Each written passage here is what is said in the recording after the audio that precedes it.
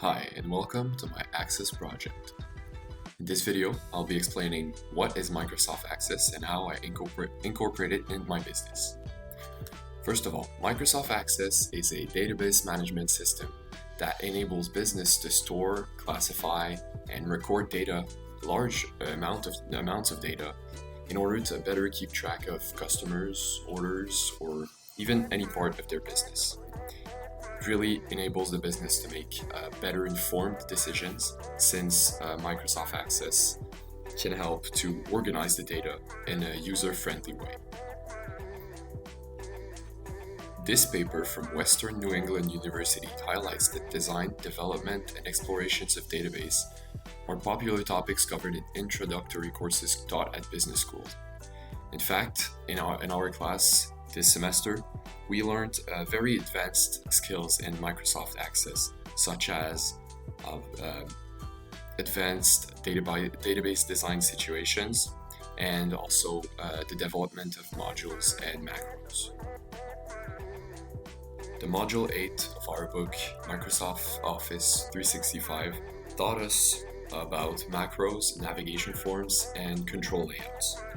So we learned different skills such as to create and modify macros and sub-macros, to create a menu form with command buttons, to create a menu form with an option group, to create a macro for the option group as well, to use an if statement in a macro, to create datasheet forms, to create user interface macros, to create navigation forms, to add tabs to a navigation form, to create data macros, to create and remove control layouts, and also to use the Arrange tab to modify control layouts on forms and reports. Let's see how we utilize these skills in our business. In our business, we currently operate in the landscaping and hardscaping area in Quebec City. But as we all know, in winter it is impossible to practice, to work in this field. So we wanted to expand to the United States. And in order to do that, we wanted to select a city in the United States for which there is a strong demand. And we decided to find out this city by using a large database of orders and salesperson in the US in this field.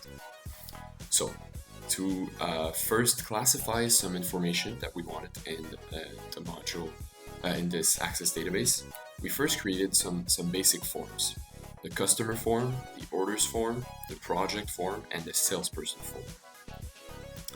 We also created reports such as the customer report, the salesperson report, and afterwards, once we found our city, we also created the customer's report in Houston and the salesperson report in Houston as well. So using these forms and reports, we were able to create macros. So here's what a macro could look like. We used the sub-macro function, and we included the open form action, which is simply once you run this macro, it will automatically open this form right here, the form named customer form. We repeated this process for all the different forms and reports. And for some reports, we wanted to download as PDF once we clicked a button. So the macro is export with formatting, and the output format is PDF. So that's how it works for the macros. And using these, we were able to create, first of all, control buttons. So if we click on Open Customer Form, we'll automatically open the customer form with all the information, and we can go from record to record, and this goes for all the other forms as well. We also created options group reports.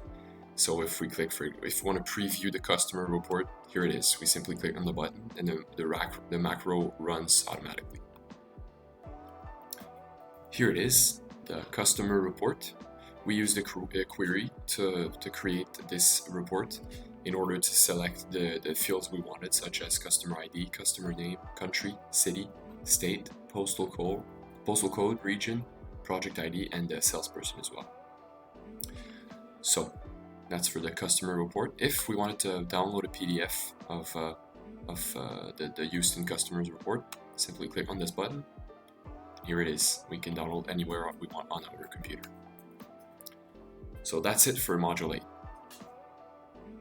In Module 9, we learned some more basic skills, in my opinion, that consisted of administrating a database system. So we learned things such as to convert a database to and from earlier versions of Access, to use the Table Analyzer, Performance Analyzer, and Documenter, to create custom categories and groups in the navigation pane, to use tables, database, and field properties, to create indexes, to enable and use automatic error checking, to create custom data type parts, to create a database for a template, to create a custom template, to encrypt a database and set a password, and finally to lock a database and split a database as well. Here's how we use it in our business. Back in our Access database, we used to customize the navigation form. So we wanted to have a single group with the main menu, and another group with all the other objects. That's what we did here. It's more simpler for us that way. So what we learned as well, we learned some validation rules and how to apply them. If we go here in the property sheet for the sales field, we have a validation rule that states that the sales have to be larger than the profit. So that's an example of what we could use as a validation rule. For this module, I think the concepts learned were less useful to us. So let's move on to Module 10, which is when we work with SQL programming. As I said, in Module 10, we learned to use SQL. We understood what the SQL language was and how to use it. We learned to change the font or font size for queries, to create SQL queries, to include fields in SQL queries, to include simple and compound criteria in SQL queries, to use computed fields and built-in functions as in those queries as well, to sort the results, to use aggregate functions, to group the results in the SQL queries, to join tables, to use subqueries, to compare the queries with Access-generated SQL, to use insert, update, and delete queries, to link table to outside data source, and finally to change tab order in a form. Now that we went over how to create a main menu, different forms, different reports, and how to work with macros, we will move on to how to work with queries. In this project, we first created a project query to group all the different projects available in the United States. This query included the project ID, the sales field, the discount, the profit, the begin and end date, the customer ID, and finally the salesperson of the particular project. That was the simplest query of all. Then we wanted to create a query to regroup all the different customer information in one single table. So we selected the different fields from the orders and the salesperson tables. And finally, we wanted to order these fields by the city, first of all, and then by the customer name, so in alphabetical order. Next, we wanted to see what orders were below 100. Those profits are actually in thousands, but we wanted to see where the profit was less than 100 and as well was larger than 0. So the possible projects for us. We took some fields from the orders table, and finally we used a where criteria in order to select where the order profit was smaller than 100, and we used the and criteria where the order's profit was larger than 0. That's how we came to these results. So as you can see, the profit in all those cases is larger than 0 and less than 100.